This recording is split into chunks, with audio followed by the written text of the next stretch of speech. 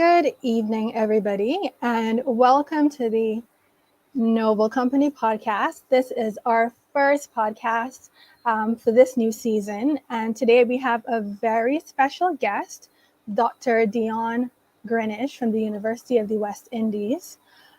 Just a little bit about the podcast before I get into some more details about Dion. For those of you who are new to the podcast, this podcast actually just focuses on contemporary business topics, and we feature experts from academia and business persons and entrepreneurs from across the world. Now, today I want to introduce to you Dr. Dion Greenidge, and he is the interim CEO and director of the Cave Hill School of Business. Dion is also a specialist in psychometrics, so he has done work locally with businesses, I believe with the air traffic controllers in Barbados. He's also been involved in lots of, I shouldn't say lots. He's done some construction of actual psychometric tests internationally. He would also have created his own psychometric test, which we'll talk about a little bit later. So he is definitely an expert in this area. And as for his qualifications, he did his bachelor's at the University of the West Indies in psychology, and he also did his master's and his PhD in work and organizational psychology at the University of Nottingham. So at this time, I'm going to welcome Dion. Good night, everyone. Good night. How are you? I'm fine. And yourself? I am doing well, thanks. Really good to have you on this evening. A lot of persons are looking forward to this session. Persons have reached out to me personally, and on LinkedIn I've also gotten some great feedback on the topic. So I'm pretty sure that there are going to be a lot of persons who are going to be tuned in, and I'm expecting to get a lot of questions about this very exciting and very interesting topic. So let's start with the poll that I did. So earlier it was last week, I did a poll on the topic for today, psychometrics, justified or a joke. And the majority of persons thought that, well, it was between ambivalence and a joke. So the majority of people didn't actually think that it was justified. And so I would say most people don't seem to understand the full value of psychometrics. So my first question to you is to explain what exactly is psychometrics. Good night again, everyone. And I'm smiling because every time I teach a psychometric class, or sometimes years ago when I would teach organizational behavior, we would come to the topic of personality, and I would ask persons whether personality can be measured and assessed. The results were always the same year on, until I finished the lecture, and then there are different views. So very similar to your findings, you see, because there's a myth around psychometrics, and we always believe that we are Your shadow. very mysterious in terms of individuals. We always believe that persons um do not know anything about us or can't say anything about us in terms of our personality or our intelligence and so on. But we talk about that because when we think about psychometrics, we're thinking about a scientific measurement behavior, Mm-hmm. right? I always say to persons that, going back to a very a term in psychology known to many of us, that human behavior is not random. We learn that in introduction to psychology, right?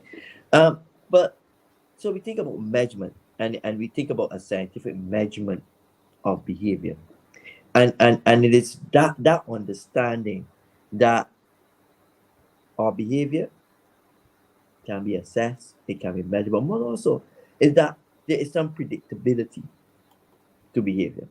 All right. and there's a predictability element. So it attempts to measure our psychological qualities. It attempts to measure our knowledge. It takes to assess our competency. So when you think of psychometrics, who we are, Mm-hmm. right? Who you can be. What is your potential, Mm-hmm. right? So that's in other words, how can you develop? Where will you shine best? If I was to say in those terms, right? So your qualities as an individual, your knowledge, your competencies, psychometric tries to measure these things about you. Then to say, now we have measured, now we have an understanding of your competencies, now we have some understanding of your personality. How then does this fit for context?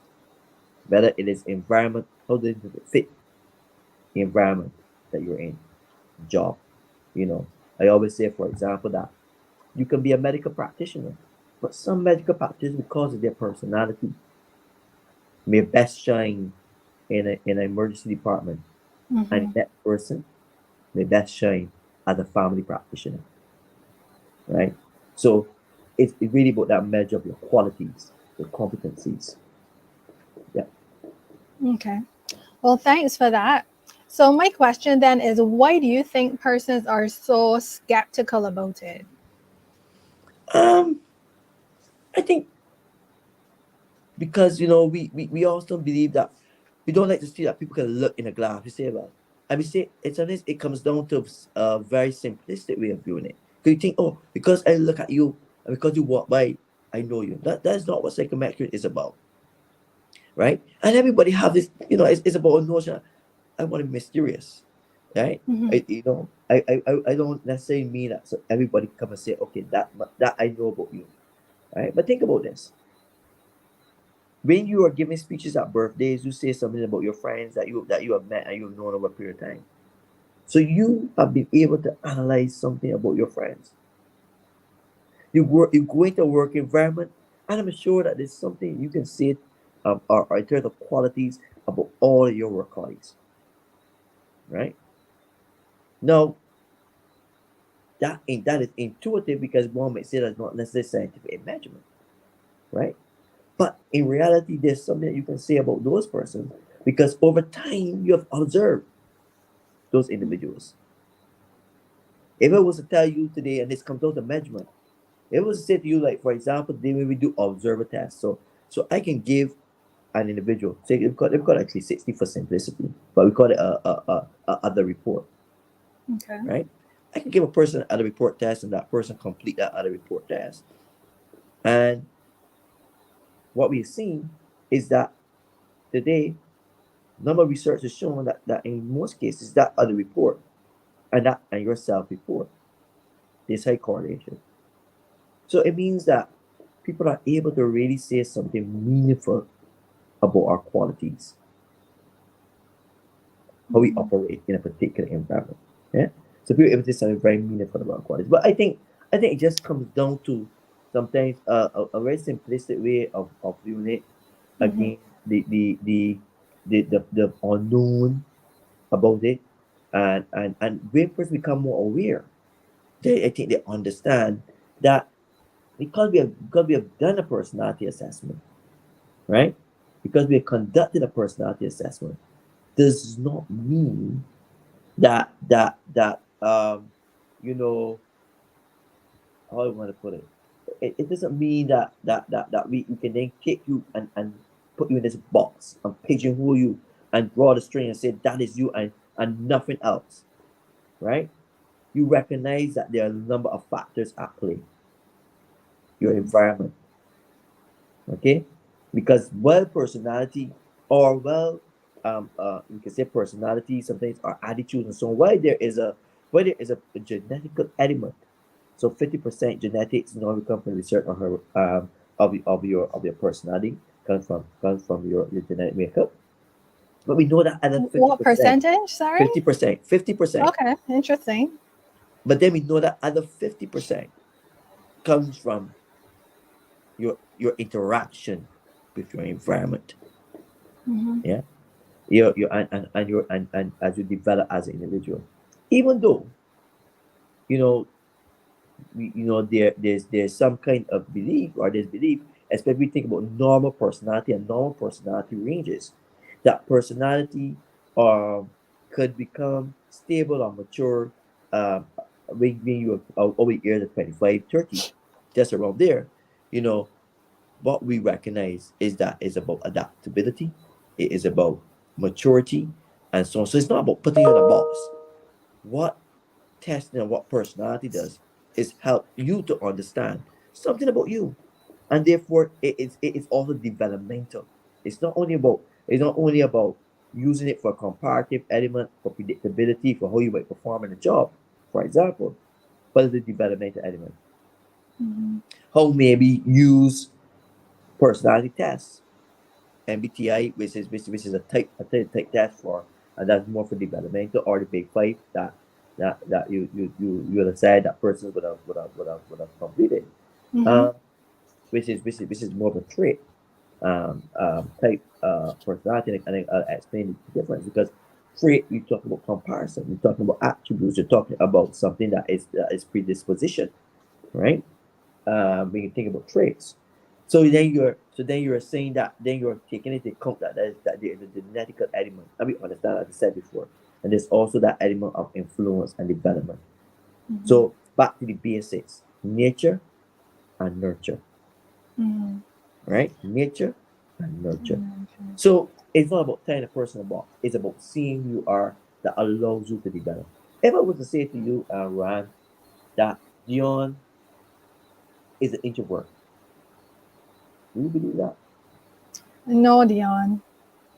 Okay. but, No. but what is introversion? It is Mm-hmm. where you get your energy from, Mm-hmm. right? I get my energy from internal, right? Mm-hmm. And so rather than external stimuli or sources. So Mm-hmm. and yeah, but what? Over time. Does it mean that I can engage? Does it mean that I am not able to interact socially with others? Because no, it doesn't mean that. It's because the different elements, the different facets. So that's why I said it's a complex. The different facets of the whole notion or the whole dimension extroversion. It's the different elements, which it could be social bonus, warmth, right? Um, um, how excitement seeking you are.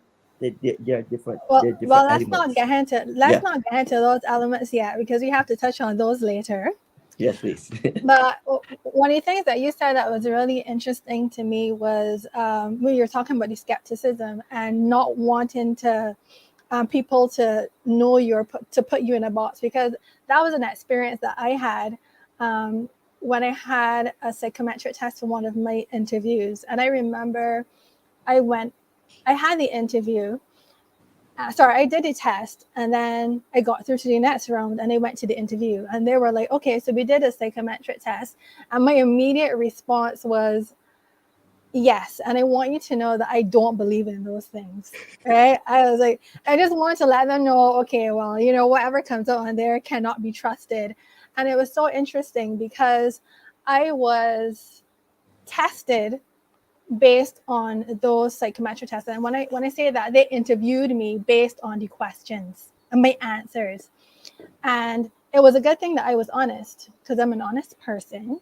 And so when they asked me questions, even if it's something that I felt made me look bad, I still answered honestly. And at the end of the interview, they actually gave me my results, which I find a lot of people don't seem to do. They don't give you your results. And when I looked at it, I was like, oh my God, these people are not going to hire me. They are not going to hire me. They ended up hiring me.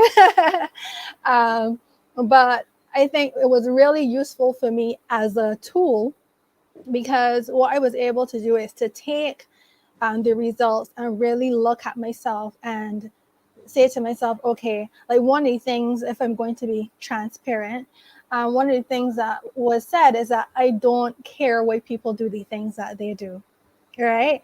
And actually, by the time I left that job, that's something that had changed about me, because I had the opportunity to be intentional about changing that behavior and really thinking about, why people do the things that they do. So yeah, I can definitely identify with the skepticism, but actually having done that test and others, I can see that it's really very valuable.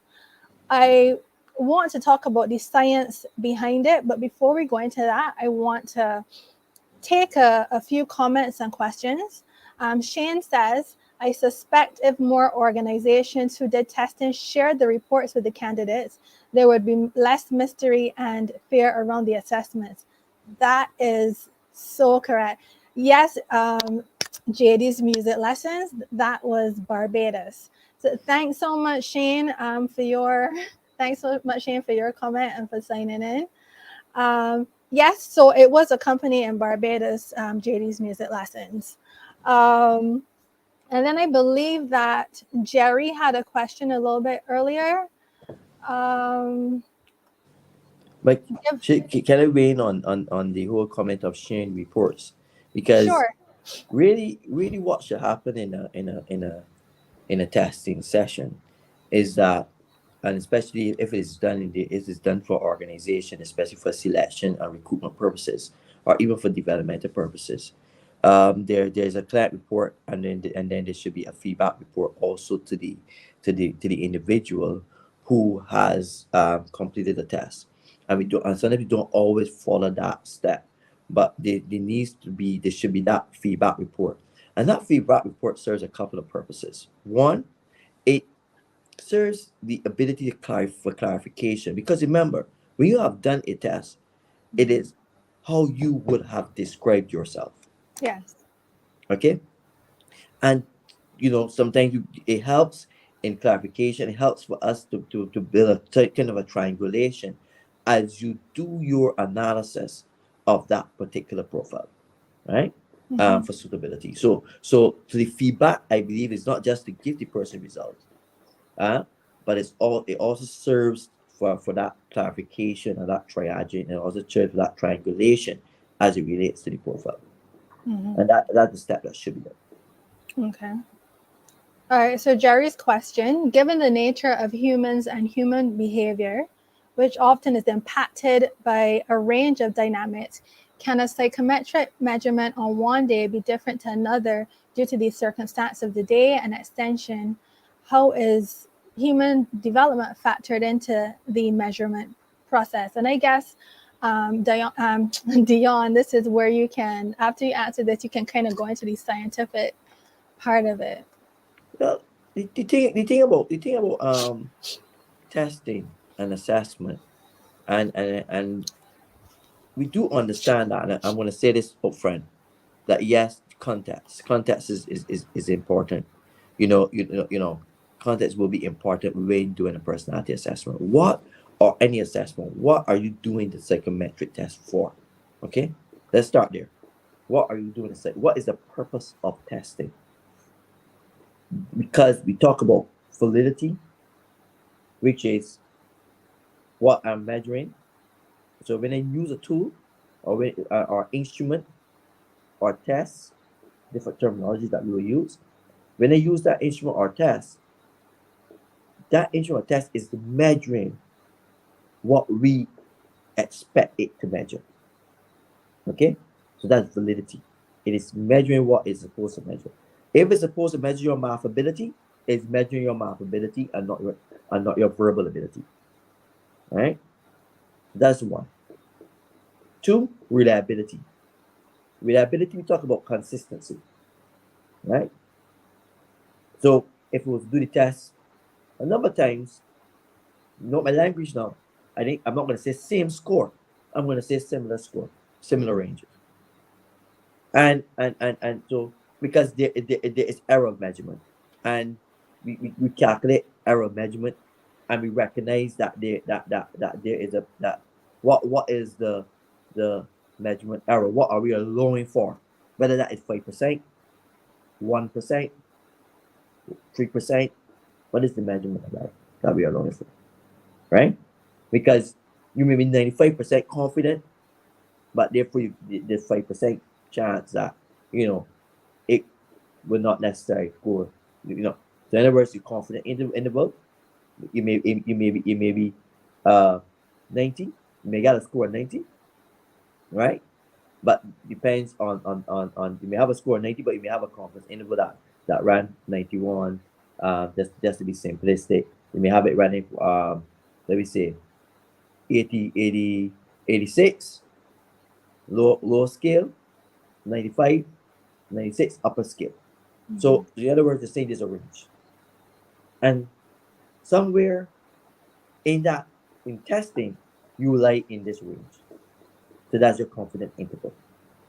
Okay, so there are, and I'm just trying to be simple without going into all the measurements and so on, but it is not on the face value. It is this measurement that goes into it, right? This standardization. There's also what we call a norm group. So we say standardization and norm group. What I mean, one of the measures, or one of the attributes, or what you will look for to say that something is a psychometric test, is standardization. It has to be able to it has to be standardized, right? So standardization, validity, reliability, right?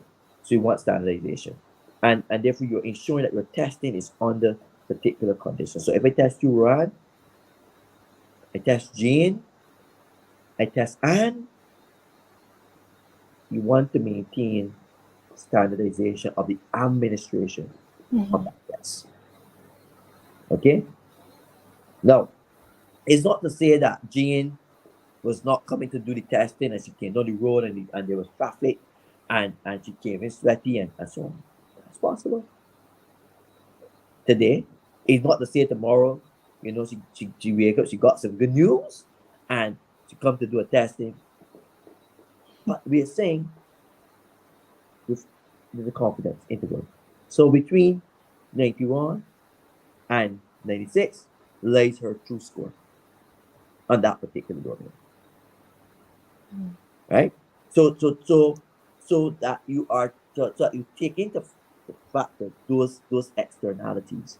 But the idea in testing also, when you talk about standardization, is that you try to control for many of those influences as you can. You can't control for all. Okay? You cannot control for all. So that's why I say this measurement error. This the level of confidence level, maybe 95%, 99%, 97%. And the other point I made here is that there's a confidence interval, and that your score for consistency may lie between. So test, when you select a test, if I'm going to select a test, I need to check to ensure that test is reliable. So what I need to do, I need to understand the purpose of the testing. I need to understand something about the population that I'm testing. So we talk about a norm group. And what that norm group means, because if I'm testing for predictability performance, say I'm testing for selection situation, then I want to know, then obviously you want to know whether that person compares to, how that person compares to other persons who are going into that similar job, right? Who would have done well in that job and completed the test. So if you, as a responsible test administrator, you need to look to see if what have the tester or the test developers do, in terms of whether those test developers have documented, whether there were studies done to test the instrument. So you're looking at that test, you're looking at the validities with it. And when you look at validity, what are you looking for? I'm going to be very simple again. What are you looking for? One, that the test measures what it's supposed to measure. Right? And what do we mean? If the test was measuring two different in the test, and we talk about big five, right? I know you want to bring it up later, but just going to use it as an example. The test is measuring big five. And big five has extroversion, this is the overall dimensions. You have neuroticism or emotional stability, depending on whether you're using the 5-factor model or or the Big Five model. And you have your openness to experience, your conscientiousness. Conscientiousness is very what everybody loves to talk about, because that's the one that we like to that we think readily relates to all jobs. Not we think we know from research. You know, that's your orderliness, your being meticulous and dutiful and achievement Mhm. striving and elements of so on. So you have to no, and this where personality gets complex. I may be I may score 5 on beautifulness, 4 on orderliness, and 5 on responsibility. Flip that for you, Ryan. 5 on um, beautifulness, 4 on responsibility, right? And then let me give you 5 on order. Are we the same individual? No. No, we're not. But we have the same conscientiousness score Mhm. overall. So we are both going to be seen as highly conscious. But when you drill down, we're not the same individual, Mhm. right? Good. But we are highly conscientious, right? But when I think about measurement, okay, personality measurement, your and we do assessment. Now, I would expect, because all of these are aspects of conscientiousness, they should be highly correlated, Mhm. right? But they should not be so highly correlated that they can be attributed or to be the same thing. So we talk about validity in that sense, measurement. You're then talking about that something has construct validity, divergent and convergent. In other words, those things that are measured the same thing are correlated, but then when the, and then but there is also divergence, meaning that they're not correlated so highly that they're the same thing. Mhm. Even within that domains, you have that. So you look for that in a measure, right? So that is your construct. But then we look for criteria or criteria of predictive validity. Well, what is that? So if I am going to take an assessment and say I'm going to use this to predict a marketer, what Mhm. makes a good marketer? And I may I'm going to use the job description, and not only that, but I'm going to use not the job description, sorry, a job analysis, but not just a job analysis. I mean, use a competency based job analysis, because that is the foundation for identifying criterion. When we talk about criterion, what they mean, that is those those knowledge, skills, abilities, and other characteristics, which are like your personality, that are going to be predictive of that job. And then once I have identified those, I know what to determine how do I measure them. That's what it's really about. How do I measure these things? So then you look for validity for the element of predictability, predictive and criteria validity. Meaning that if a if I'm doing a math test and cognitive ability was to predict a math test, in other words, G, or with a general intelligence was to predict a math test, and that was shown for research are shown to have a predictability. Say, and we know cognitive abilities normally have predictability for job performance somewhere around 0.5. Which is a good validity coefficient. I don't want to get too Wait a technical, minute, you getting real but technical. but but but when we look at it from that perspective, right? Mhm. So we assessing validity. Does it predict the outcome? Mhm. Is it related to the criteria?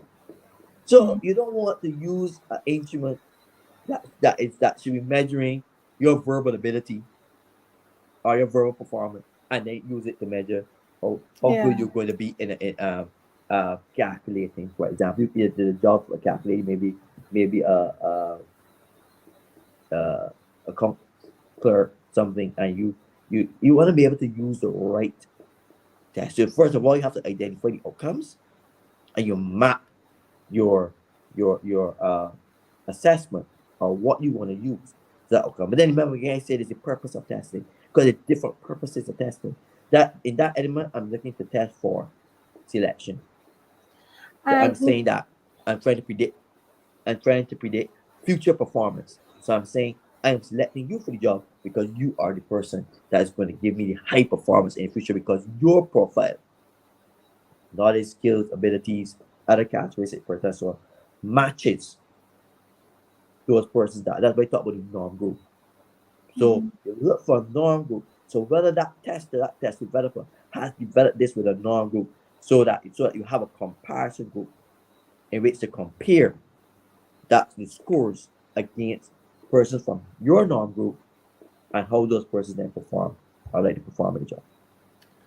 Well, that kind of brings us to our next question because you talked about the different purposes of the test. And I think often when we think about the test, we think about recruitment and selection because that's where we see it happening. But you also talked about things like for motivation, for example, and for what's the other thing you mentioned? Development.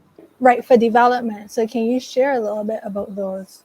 Yes, because and this is how it can come in. I know there may be persons here who are HR professionals who are listening because succession planning, career development is important. Um, and from an element of that, you know, testing you you know helps in career development. Testing could help in terms of when you look at a natural development of an individual. What are the areas that I may have I'll call it weaknesses, but I don't like to use the term weaknesses. But what are those areas that I need to further develop? What are the areas I need to improve in relation to a particular context? Mhm. Okay, what are those areas that I'm good at? I have strength areas, um, and so on. You know, so for example, you may want to have a team. So that person's the team. You really want to see how a person will work in a team. You can you use a test. Whether it be a team-based test, for example, the Babins, a test in order to be able to help you to identify your role, the type of role that you will play in a team. So that's one. It could be developmental. What are those things I need to? I may so it may show that I may need to what I may need to develop in order to be a better leader, for example, with my peers and my colleagues. What kind of leader I might be? What do I need to develop? So that's developmental. On a personal level, what are the things that I need? What are the things that I need to develop and on a personal level. So it may point to something that I need on a personal level as an individual answer. How do I deal with aggression? How do I deal with anger? How do I deal with interacting with others? And so development Mhm. tells you, give you a deep introspection into who you are, right? And again, it helps you to be able to bench yourself and to be able to know what are those things I want to improve on. What are those things I remember just talking about personality there, but you say it because when you're talking in about other competencies, you're right, you're assessing other competencies. Then you know what type of training Mhm. you're gonna need, right? What type of training you person will need in order to develop. So don't only see as and I don't want to say this, don't only see assessment as personality and intelligence. You have interest tests, you have integrity tests, you have you and then you have your word sample tests and there are a lot of categories that can fall in that. So don't just box it into those groupings, right? So see testing in a broad way, but for the purposes for purposes, yes, selection, but I also like to say developmental as well. and so on. And if we go back to the early times, let's go back to the history of psychometrics. How early, Dion? Tell me how early. Back to the something I the person saying the 19 BCs, back then. The 1900s and BCs, back. You're going back to a time where person may look at, and again, at that time when people might look at the shape of your head, or people look at that, you're going back. But there was always a understanding of why was that. You're trying to determine, for example, and there are some countries I'm not going to name them here that may do testing and assessment, for example, to see what kind of life, or what kind of future career a person should be, and chart them in that direction from early on. Early child care development. In early child care development, you may use a lot of testing and assessment, right? In order to help to identify what are some, how to help develop the best potential of children, to best place them in their classes, and their groupings and so on. And right, so see it holistic in terms of what it can do, for you as an individual, um and not in a negative way, but holistic in terms of assessment. And I started to go off on a tangent because I'm thinking about so much things around it, but back to you. Right. That's okay. That was actually really interesting. And one of the things that really made me think was the fact that people hate tests. In general, people hate tests. So as um, what's the word? Okay, so in the case of recruitment and selection, it kind of rules you out, like, if you get the job or not. Um, but also in the case of development, it kind of raises flags potentially about your competencies, and so persons are very um, fearful often of that kind of being exposed to that kind of criticism. And I think that there's a lot of distrust that can happen within HR. And I know that Lynette would have talked about that, some element of that. So we'll bring up her question at some point in time. But there's an element of distrust in HR. So it's like, okay, so now they know that I can't get this done. And so, what's going to happen with me? Like, are they going to be micromanaging me? If I don't do this amount of work by X amount of time, am I going to be sent home? So I think that there's a lot of concerns about what the tests are going to be used for. And I think that management has to play a key role in emphasizing this is the role of the test, and not only saying that, but actually following through with it. Because there's a lot of lip service that you see being paid in businesses. And so there's a lot of mistrust, like I said. So Lynette says, how do you account for using psychometric testing in the hiring process and still plug in round pegs in square holes?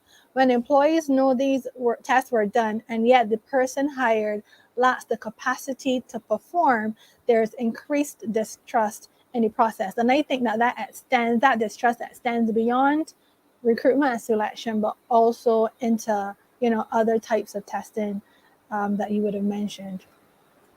Okay. So, and then I remember that it is that you asked BC. So before we get this, I remember that it actually dates back to 2000 BC with test proficiency. 2000 BC. Oh, So wow. I remember that now. 2000 BC. So you think of how far back you think about testing. Mm-hmm. But I like Lynette's question, and I think I started to answer it from before, so I want to come back to it. Because, yeah, I think that one of the things I'm going to say is it really comes down, and I'm going to be very controversial here right now. It really comes down to a lot. Some of this really comes down to the tester who's doing the testing, and it comes down to the process that went into that. Right? And I'll be frank about that. A general process, and I think to where does selection of test start for a job? Where should it start? we would have done a job analysis, and there's different types, as I said before. We have the traditional job analysis and more one for the competency-based job analysis. We have traditional, you have rewards, the different types of job analysis. I'm more for I believe in, well, not believe, I tend to use the competency-based method more. But you conduct analysis of the job. Fundamentally, what reason? Because job analysis is key. I always say it ties all of your HR functions together, right? You know, it helps you to make decisions about how you compensate the job. It helps you make understand what the target market for recruitment, your selection methods that you should be using. Okay, it tells you something about, like, we can go on the health and safety of the job and so on and so forth. Right, very important, very critical. Job analysis often happens is that a lot of organizations have not done a comprehensive analysis of the job, and don't do that all the time, so that jobs change over time. Okay, Mm-hmm. so let's start it. We need to be engaged in a job analysis. Why? Because that helps to identify the tasks, finding, calculate, ensuring that, calculating or internal collection money, making sure that you reconcile the accounts. What are the tasks of that job? What the overall tasks they mentioned, then maybe administrative, leadership, or management. It's called management. So what are the overall dimensions? What are the task dimensions? Now, you have your tasks. What are the competencies, the knowledge, skills, abilities, or other characteristics that are necessary for performing these tasks and this job? What is desirable? Okay, right. So, what is desirable? What in other words, what the person must come with? Okay, and what if the have is, good to have, but you want to know those competencies. And then the next step is, once you have identified those competencies, you need now. So this is really plugging script right in the hole. So what goes into that? Is every organization the same? Is every I started my example, the practitioner. Is every clerical officer the same? Mm-hmm. Organizations of culture, organizational context, right? Because it's not only about person job fit, but it's person organization fit as well. Mm-hmm. So that fits really in to your assessment. Okay? Right? So, and again, once you have identified your job analysis, once you have identified your task, and so on and so forth, it is about selecting the test, because job relatedness, I always use the term job relatedness, JR. Mm-hmm. The test that is going to allow you to assess these competencies for this particular job. Right? Validity. Mm-hmm. Often or not, we are not using tasks that are tied or matched to criteria in terms of job related criteria. Often or not. Our testing systems don't do that because cost, the cost factor, psychometric testing or testing is not cheap. It's a cost factor. So organizations need to now make a decision on utility. Right? We did utility analysis, we talk about utility. What if I this is the cost in simple terms, this is the cost of my test, my selection at site, good selection, and this is what person is being paid. This way expect them to gain back in their value in 5 years time for hiring this person. It is a we have to identify the process.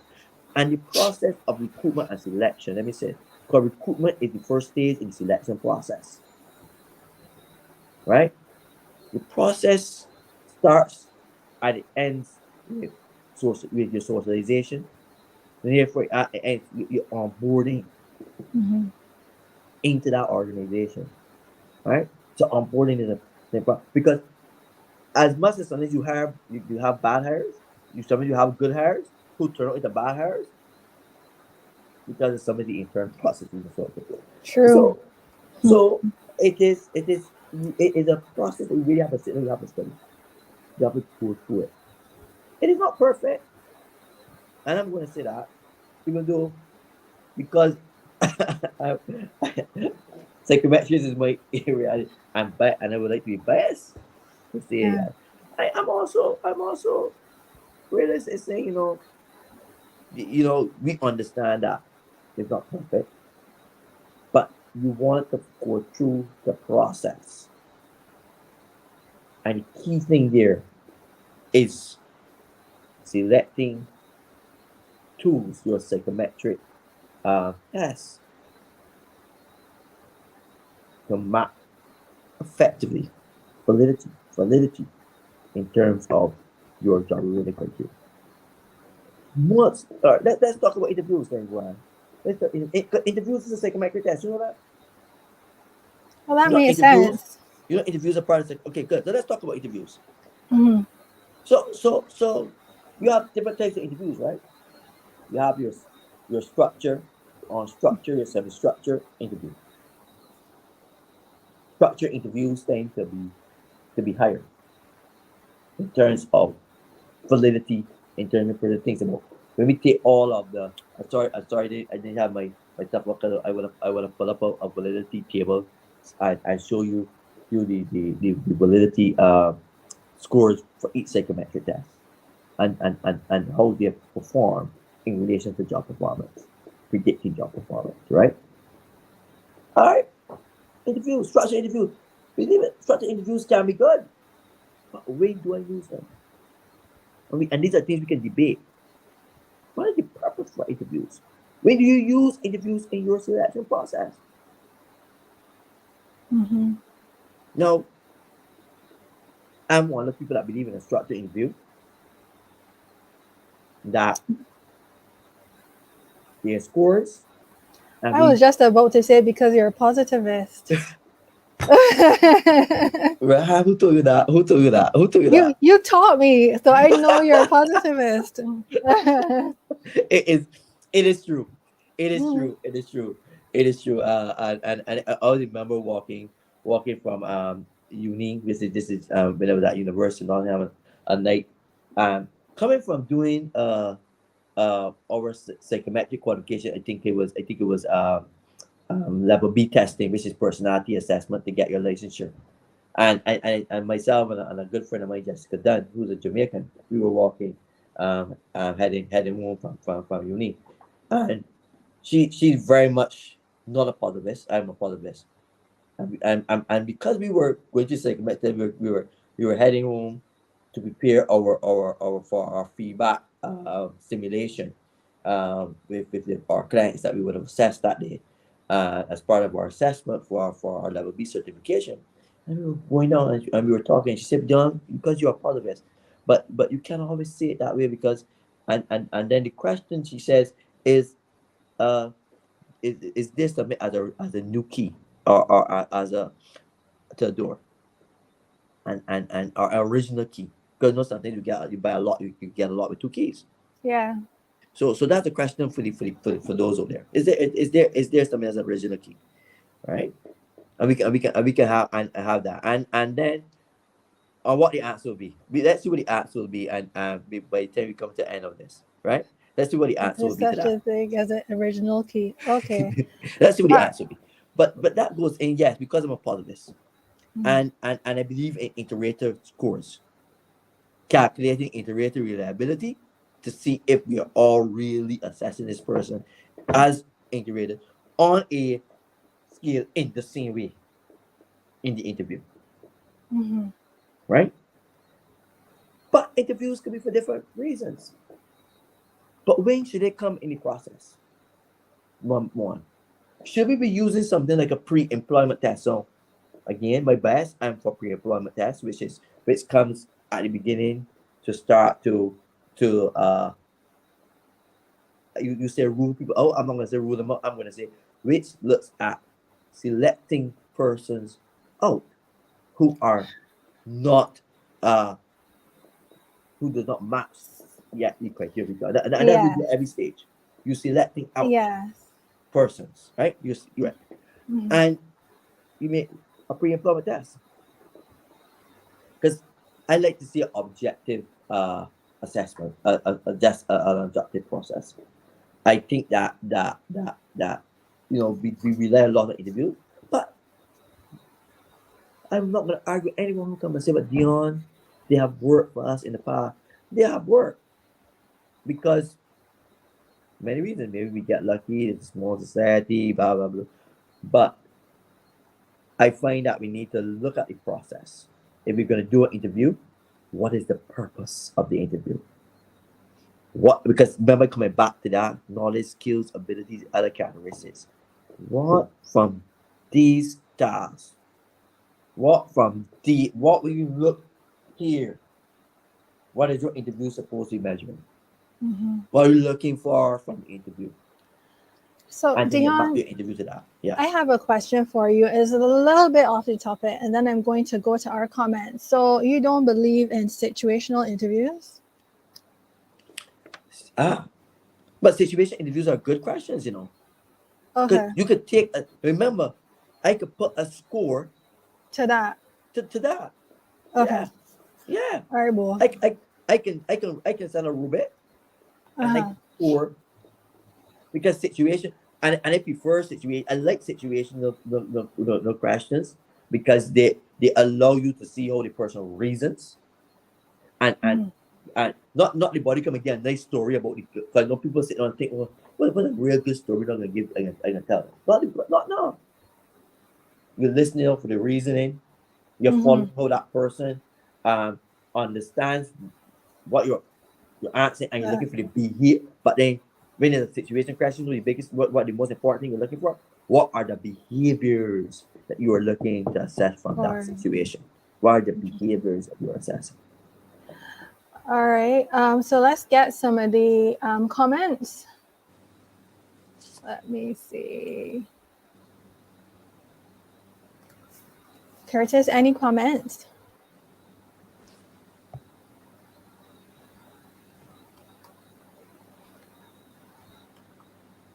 Okay, sorry. Go ahead, Curtis. I'm sorry. So when it comes to use in hiring, most organizations err on the side of caution when it comes to sharing information with unsuccessful candidates. The thinking is to say as little as possible. I know when I was working in the US, that was definitely the case because people were always concerned about being sued. So organizations said, okay, this person worked here, maybe the dates, but they never really said anything else. I don't know if you want to say anything else about that, Dion. Okay, good. So you know why we should be using psychometric tests? Because when you we should do. Why you should use psychometric testing? Because when you check the research, when you check the actual practical only of it, safeguarding against lawsuits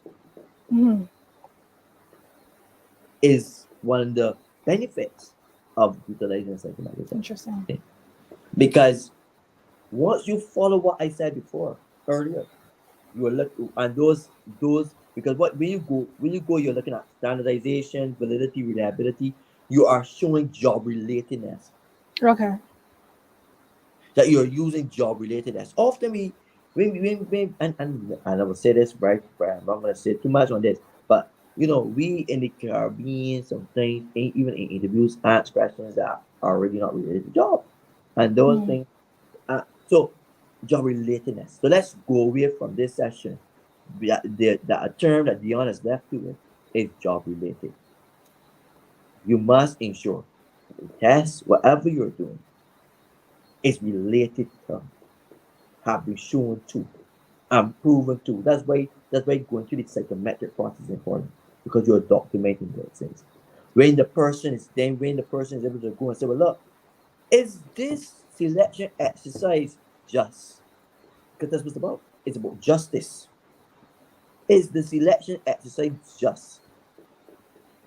You're able to say, look, these are our performers. This is the person we selected. This is the reason why we selected that person. These might be the Mm-hmm. rating scores. These are the ratings for the criteria. This is why, because you're showing how each of these are predicts job performance. So it helps in that regard.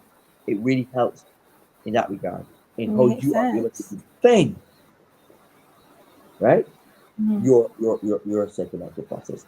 And if you do it right, if you do it right, because you're talking then about also on face value to those persons who have entered your selection process, Mm-hmm. because it's about company image, Mm-hmm. reputation, right? And one and everyone here, maybe HR professionals, someone hearing me understand what I'm saying. There's company image, there's reputation.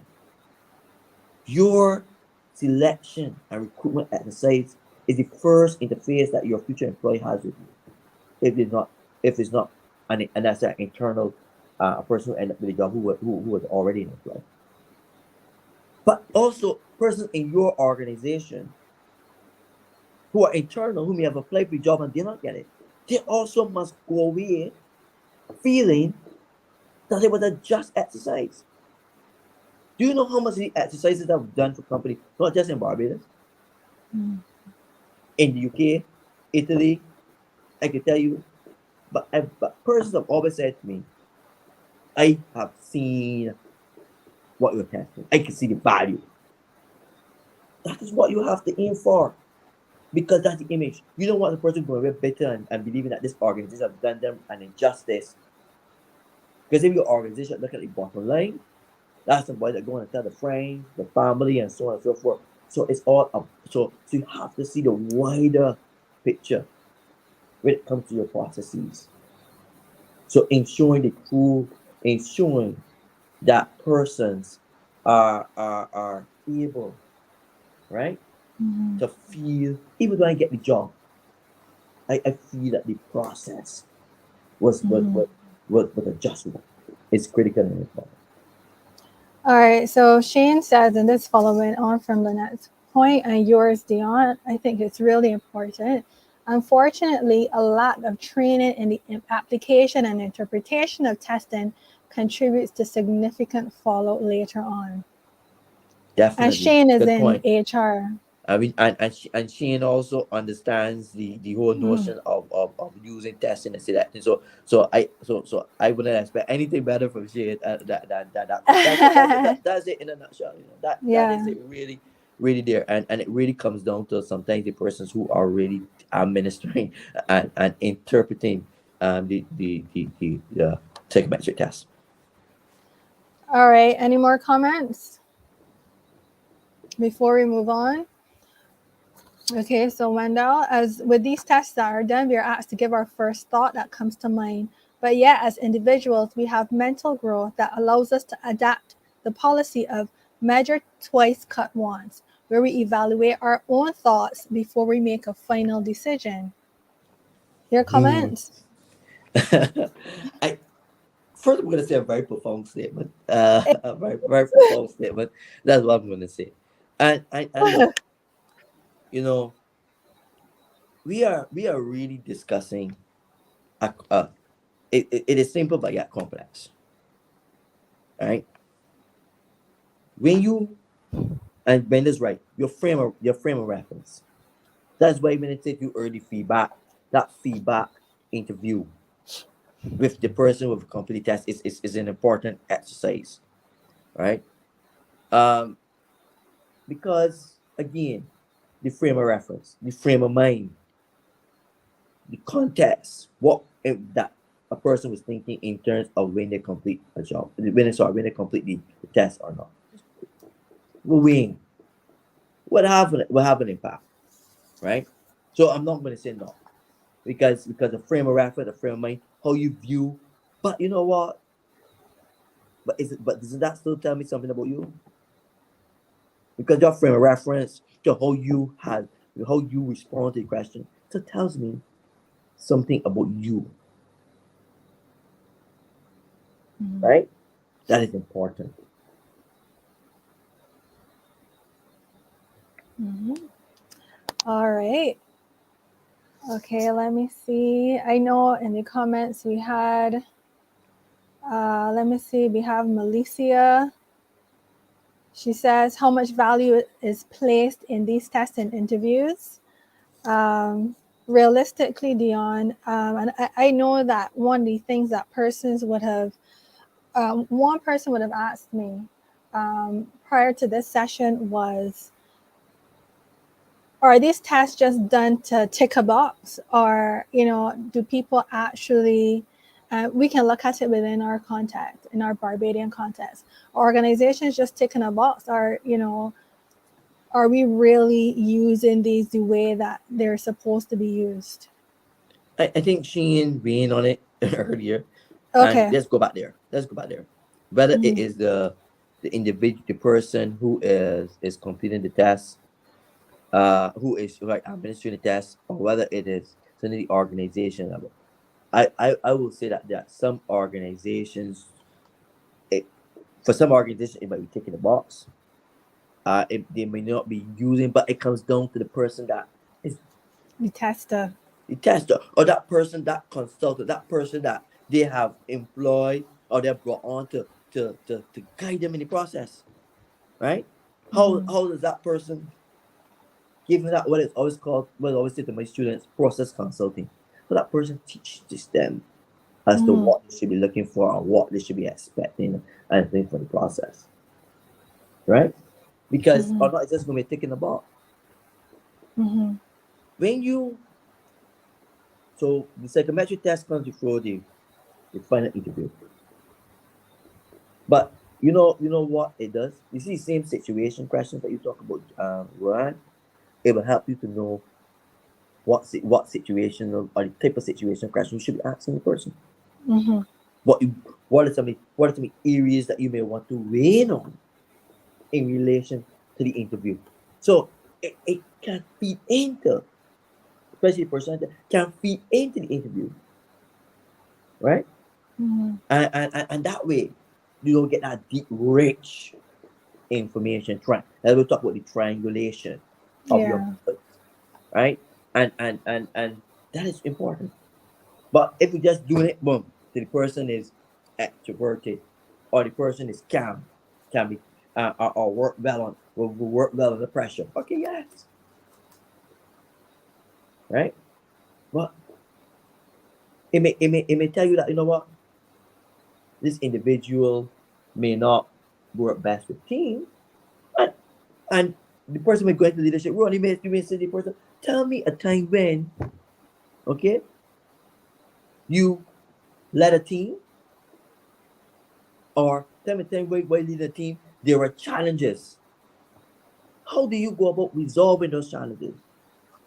And Mm-hmm. so on and so forth. So they may allow you to be able to frame questions based on what has shown up in that profile.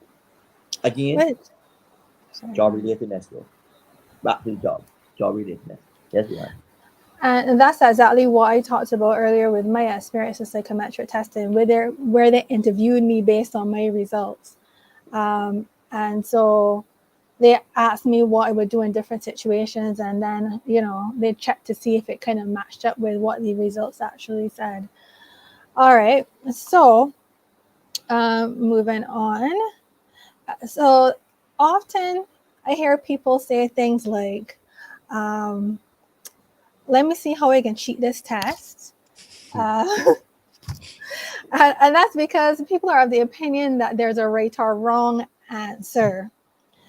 Is there any benefit in trying to teach in trying to cheat the test? You've talked about all the different types of validities and reliability and what's not. Is there any benefit in actually trying to cheat? let me start by saying is that, and again, I always say this when I get the opportunity, and I don't get it much these days, but when I get the opportunity to speak to like a class or anyone on profiles, so I said, look, there's no good or bad profile. It's Agreed. just context. Mm-hmm.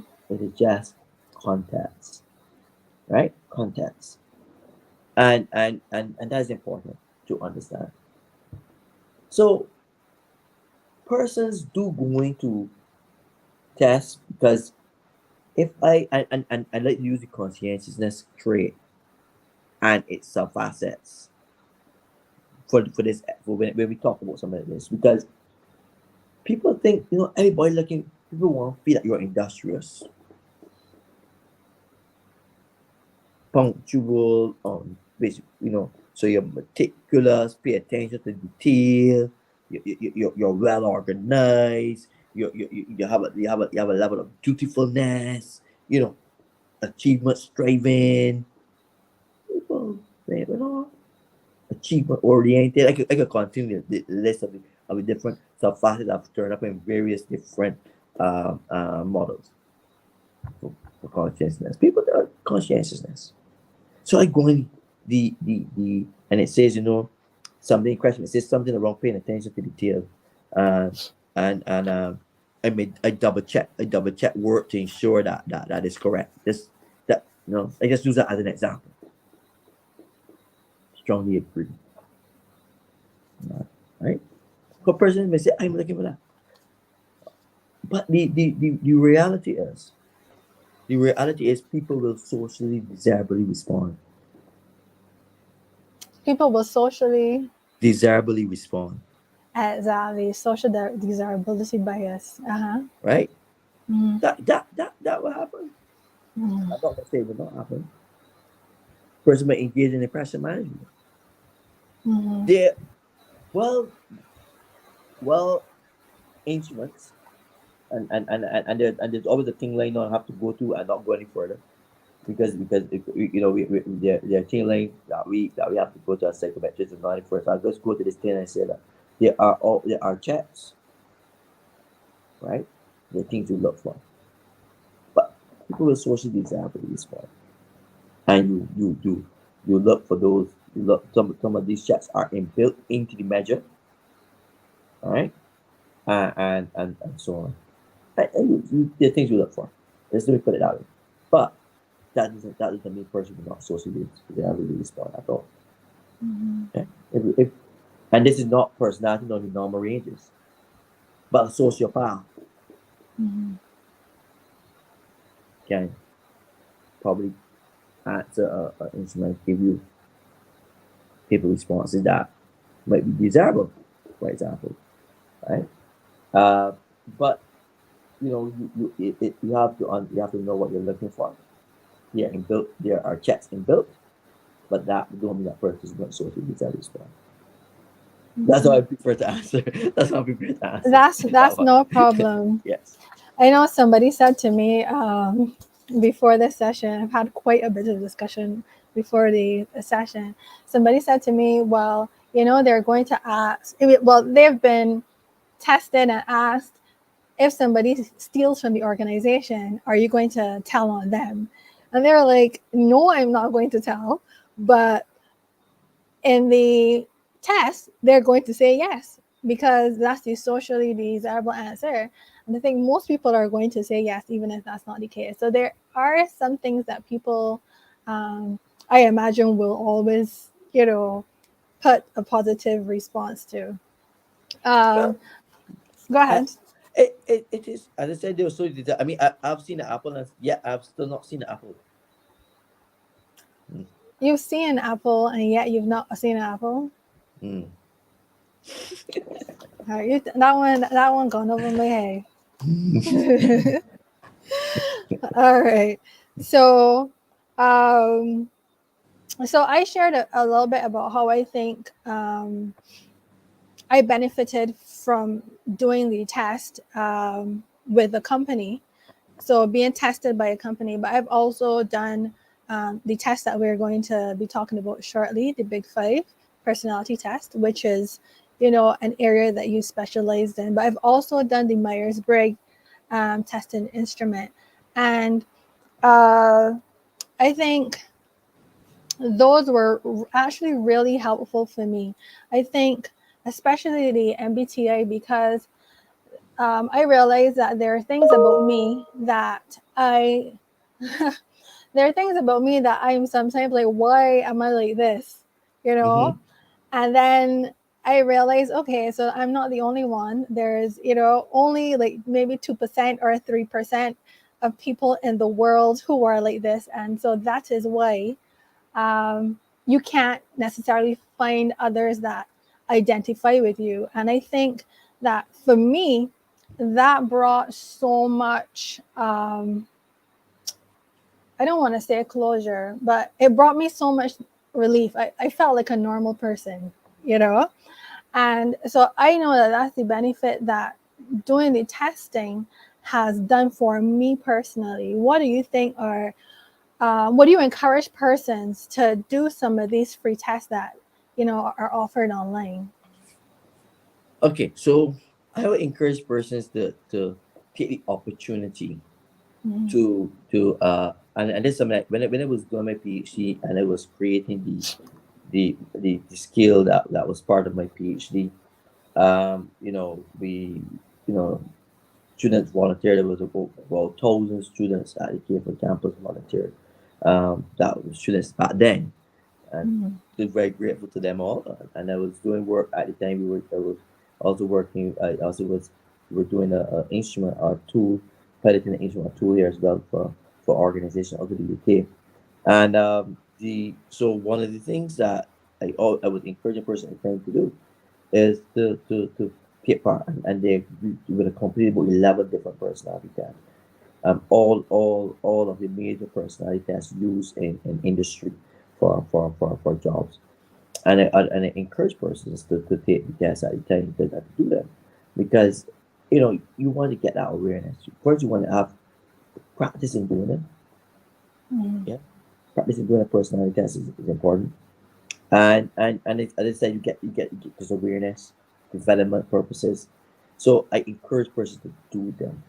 I think when you want to tell person to do them online, I also want to guide. I guide them. So I will give you like a URL to get this to those that are more that I think are better, because not all on online are good. But I will guide towards. So there's some online that are very good and persons should gonna give great insight into self. And one of the things we will realize is that do it from time to time to time. That reliability that I spoke about, you realize, what? These scores are these similar profiles are interpretations of my profile as an individual. Um, Consistently are being reported to me. So I figured I want persons to record is a good thing to do. I've done a lot myself. Okay, Mm-hmm. so I'm not, yes, I'm minister, I'm not just being part of the development process, but I have done a lot myself in terms of doing them, and they bring self awareness. Hence why you know I was able to say a minute. I know that I'm introvert, right? But that doesn't mean that I can get up and talk to people or so something. Over time you understand what this means about you as an Mm-hmm. individual, right? What does this mean about you as an individual, and how does it impact on how you do things on when you do things. I think when you get that kind of self awareness, nothing beats that kind of self awareness. Nothing beats that kind of self awareness, because you know what, you will be going into various situations, environments, And if you can know about, okay, it, understand something about you in that context, then you Mhm. are better able then to see how you can try to what you can try to do to make that context more comfortable to you, to enhance how you would deal with that particular context, right? So it's all about development. See it in that way, but recognize, that you have a profile. Your profile says something about your behavior. It says something about your interests. It says something about your attitudes. It says something about your perceptions. It says something about you. It's going to tell us something about your behavior, Mhm. right? How you like to behave. Are you going to be a nurturing wife or husband, right? But in what way will you be nurturing, Yeah. right? Right? What will bring you life satisfaction? So that what brings somebody life satisfaction not going to bring the other person. Some person bring some person life satisfaction for them may come from every day, every weekend, having that family time because that is their personality, and that is that and that person life satisfaction might come from every weekend going on in the car, or creating something new in the car. That brings that person life satisfaction because that person is maybe that non-conventional or unconventional element of that person, maybe. So it comes, you get to know about who you are. Mhm. You understand something about who you are, right? And it may help you to understand too about something about others around you. Improve your relationships, improve your how you go about trying to achieve your goals in life. You know, nice satisfaction. Mhm. So it is important to do this kind of test for your developmental element. Mhm. Oh, when you talked about reliability, I remember there are a couple of tests that I did, and every test that I did, I've done says I'm an extrovert, which I know that I am, right? But I think a couple of years ago, I started to, I think, be more into myself. And so I thought I had become an introvert, right? So I was pretty sure that I was not introverted. And Mm. when I went to New Zealand, for example, I would say that I guess because of the environment there, I wasn't my normal self. So people actually thought, well, some people thought that I was, really quiet and reserved and these kind of things. And I thought I was an introvert. And while I was there, I did a test and it said that I was extroverted. And I'm like, I do not understand. Like, I'm no an introvert. Like, why hasn't this changed? Um, so it And let's be in on that. Let's be in on that, mhm. Rohan. Why you thought that you were introvert? I think because normally I am And that was a so bad question for me. So let's raise it this way. What made you come to the belief that you were introvert? introvert. I guess I was not as energetic as I normally was. Like, I'm the kind of person that you know, I make a lot of friends. I talk to different people, and I wasn't really interested in making friends and that kind of thing. So yeah, I honestly thought that okay, I'm not an extrovert anymore. I'm just an introvert now. So in that period of time that you had this belief that you are now an introvert, where Mm, where do you, where do you always still get where do you get your energy from? Where do you get your energy from? What are the things that interesting. you like doing?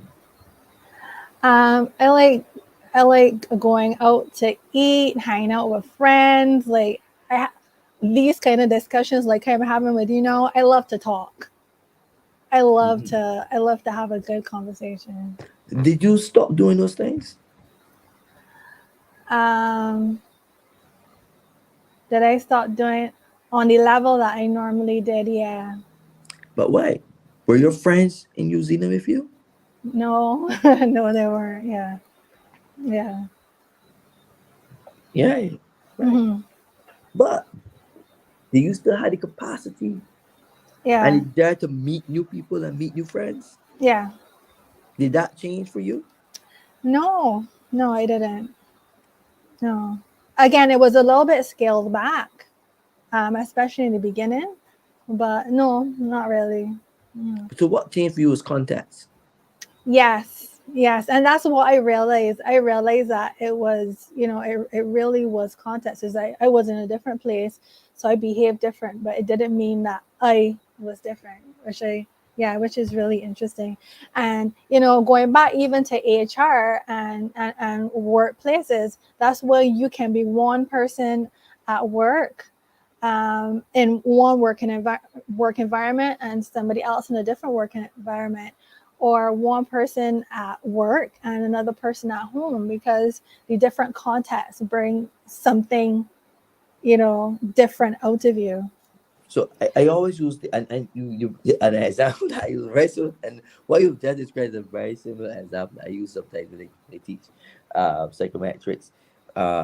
Is that, I always said, for example, I said you would have gone to a bar and you heard this person at work and you hear the person laughing out loudly, and you go back to work the next day, but I thought she was so quiet and I saw her last night and she was laughing out loudly.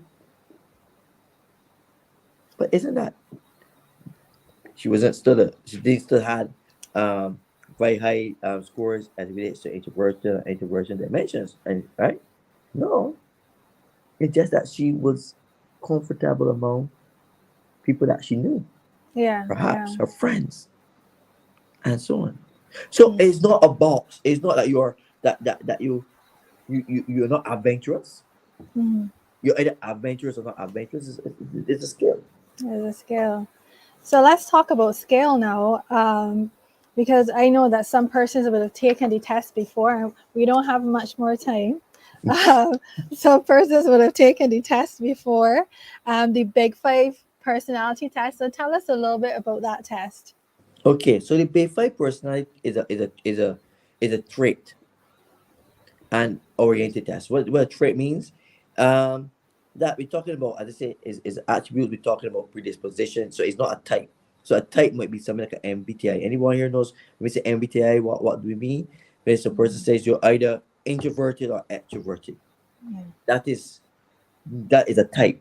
But with a trait now, so you take extroversion, you could be high on extroversion or low on extroversion, or moderate on extroversion, right? Which means you're average. Yeah. And again, you're talking about personality in normal personality ranges. So we're not speaking about abnormal personality, and that's important to know. We're not speaking about abnormal personality when we speak about the big five. So the big five, as you said, over it is that there are these five overarching dimensions of personality, right? And the five overarching dimensions of personality have been found to be globally represented, although in some parts we will found a six. So, for example, in China, some person would have found a six personality trait, which they call humility hostility, right? No, I might argue that Which made sense for their context. yes, good, Humility. good, good, Mhm. and again, and then there may be different variants. There may be there was a seven found in Spain at the time. There may be, so they're different overarching that have been found. But consistently, we have found five. But what we've known is that some variant, even when there were six or seven or even nine, some variant of the five was subsumed or was part of whether there were six or seven and so on. Some variant of the five. So what were the three that you always find this we get the new is that you are decision extroversion and so on. Openness experience the fifth one, right? Is always considered to be the fifth one, therefore found are found to emerge for research after we would have looked at the agreeableness, the which doesn't mean that we look at whether naive, but the other things that may come into their trust, the level of trust, and so on. Now, depending on instruments, sometimes, and this is nowhere now, I can say to you, There's the big five, and then the five factor. So, but they're all on these are their five dimensions, because then we could talk about the circumplex model, which was about to say that. So, some of you look at the circumplex model, there are some dimensions that really lie between two. So trust may lie then be somewhere between agreeableness and new understanding, or emotional stability, for example. So it becomes kind of I can get on it, complexities of it, but so Very complex. there are these five overarching dimensions universally. Under these five dimensions, there are sub-dimensions.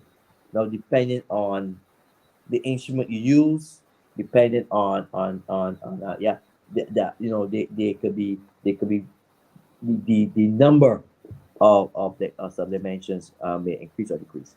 So what I think, for example, I did in my research, I said I use all of the personality scale versus computer, and then I use a method to determine the ultimate number of the lower order facets of the personality of the five. All right. So what was the ultimate number of lower order facets for each of the skills?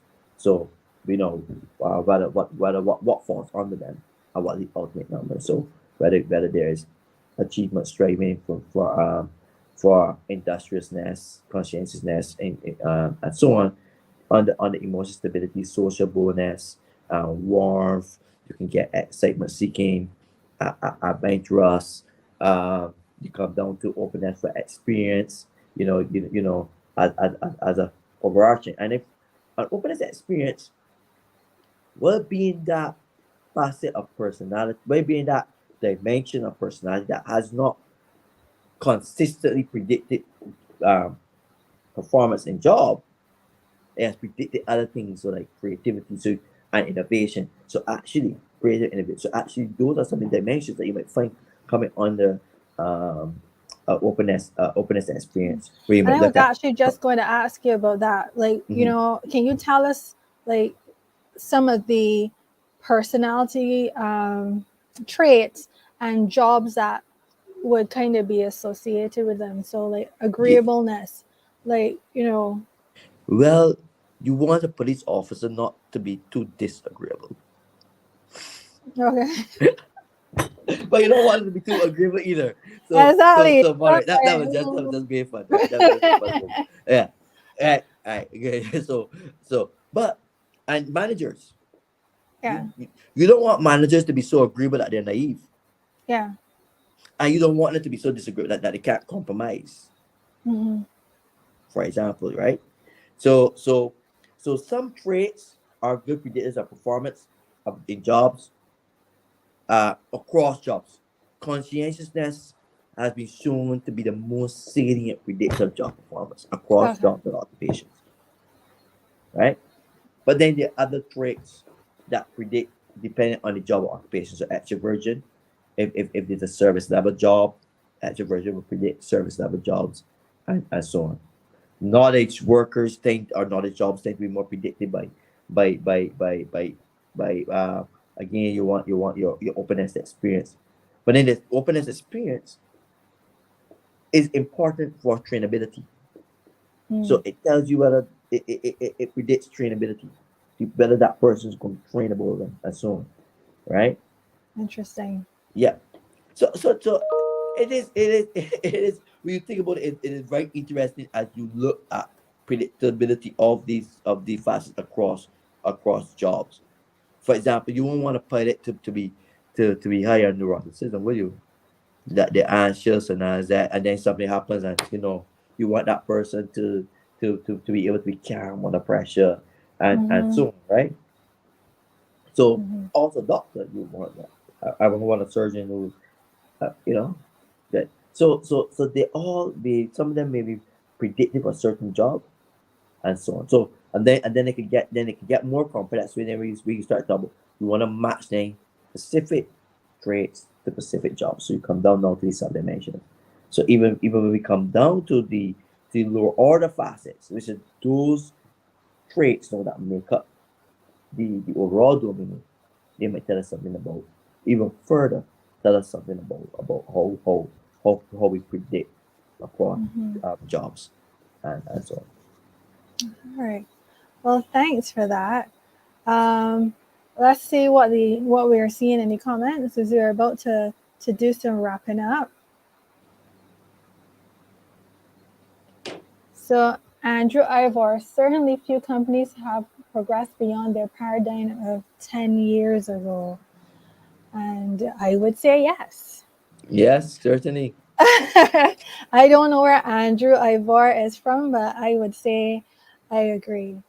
Okay, so let's see what other comments we have. Those tests always seem to ask the same question in many ways, though, so I would think it risky to answer dishonestly to one question, lest you're caught out in another. And I also agree. And I've also seen tests which force you, like, if they think that you're trying to paint yourself in too good of a light, they actually make you choose between two different dimensions. So that's also another thing that I have seen in tests. All right, so what else do we have here? What other comments? I'm loving the discussion, Roanne Smith. Well, thank you, Lynette. I am so happy that you're here and participating. Addie says, interesting topic. Thank you, Addie. Thanks for being here. Any more comments? Okay. All right. So we're going to wrap up. I think, Dion, that I'm going to have to bring you back because there are a couple of things that you talked about that I think are definitely worth going into more detail about. I know that you're a very busy person, so I'm not sure when that's going to happen. I'm not sure how this happened, but thank you so much for taking the time out of your very busy schedule to spend time with us and to enlighten us on this topic. Gail says this was a great conversation. I learned a lot, and I think that I definitely learned a lot too, and I think that most people. Most people would say the same thing. So thank you so much. And as someone who, in addition to being um, CEO, interim executive director and CEO of UE, and then also lecturing, you also do consulting on psychometrics. So would you like to tell persons where they can reach you if they're interested in, um, you know, hiring you for such Okay, services? so I would say that we here at the Campus School of Business, Saturday Campus School of Business and Management, we have this is a service that we have, and we can Oh, offer you. We can give you the guidance that you need in the area, and so you can reach out to us here at the school. You can reach out to Dion. You can contact me via email, which is dion.greenidge@kfil.uw. But most you can contact us here at the school, a business here in Barbados, and we are willing to help you. We like to be like we say we're often we're rooted in the Caribbean, but we have that global reach. And so we're here and we're willing to assist and provide the kind of guidance in an area that can be very beneficial. Workplace testing can be very beneficial to mm-hmm. organizations if they use it in the right way. They can gain real results from it. So, And we've had a couple of people. I've seen people from St. Vincent, St. Lucia, Canada, Barbados signing on. So definitely, if you need assistance, please call the KFIL School of Business. Jerry says, has been an excellent session with great information and discussion. Thanks and continued best. Thank you so much, Jerry, for signing in. And is there, as someone who attended the University of the West Indies and who was a proud alumna of the university, I also want to give you the opportunity. Where is Dion? I also want to give you the opportunity to, to just say a bit about KF Hill School of Business and the kind of programs that we are. Hear me, we. it is a we. It is a we. It is a It we. is we, We yes. you we. We Yeah, use is a we. that we are offering. So, so tell us. Yes. So here this Ajiko care for business management. I would say we are, what our vision is about creating those future leaders on a global stage, and developing our students, developing our those persons, our stakeholders in this space. So outside of our students, we when we think of our stakeholders, when we think about our strategic business services, we have our executive education, which I think is a class in itself, where we ensure that executives across the globe, not just here in the Caribbean, but across the globe, can develop the kind of skills and competence to lead successful businesses. We want to develop the kind of students that also can turn into the kind of CEOs and the kind of senior managers that can help create. Because we talk about, we just came out of COVID-19, well, not out of COVID yet. We just in the pandemic, still coming out of that disruption. And we want to have students. We want to have students who can go into to organizations. We want to help managers from organizations to be able to handle and deal with disruption, to ensure that there's resilience and sustainability. So the kind of programs we have: management training, supervisory training, or executive education, which is for our C-level executives. We have professional development, not only in the School of Business, but also in our Center for Professional Development and Lifelong Learning here on the Cape campus. What is lifelong learning? Lifelong learning for lifelong earning is our motto. So when you come here, you're looking at earning, not just earning in dollars, but earning in terms of knowledge, skills, abilities, and so on. So lifelong learning for lifelong earning here with us at the Cape campus. Thank you so much. And Shane says, great session. Roanne and Dion, excellent points. A complex topic presented in a really palatable manner. Thank you so much. And Lynette is agreeing with Shane. Complex indeed. I definitely want to know more. So maybe you can get in contact with Dion and either have a chat with him as relates to your job or find out how you can actually become qualified in psychometrics. So wonderful. Thank you so much, everybody. It was a pleasure having you for season 2, episode 1. And we look forward to having you next month, where we have noble conversations with noble guests. And we will see you soon. Bye. Everyone.